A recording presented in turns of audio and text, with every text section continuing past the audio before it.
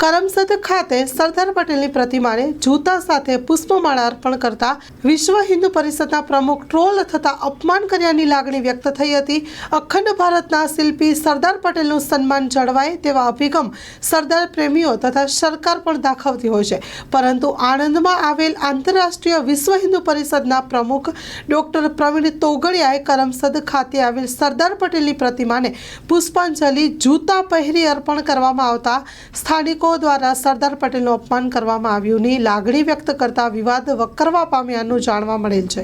પ્રાપ્ત થતી વિગતો અનુસાર અખંડ ભારતના શિલ્પી સરદાર પટેલનું યથોચિત સન્માન જળવાઈ રહે તે માટે સરદાર પ્રેમીઓ તથા સરકાર દ્વારા વિશેષ અભિગમ અપનાવવામાં આવતા હોય છે અને તેમના જન્મદિવસ હોય કે નિર્વાણ દિને શ્રદ્ધાસુમન અર્પણ કરવા સમયે ખાસ તકેદારી દાખવવામાં આવતી હોય છે।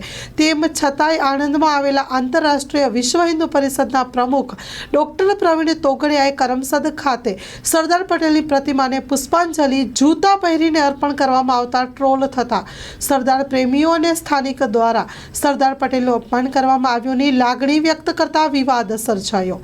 Story report by Nandlal Bhanushali.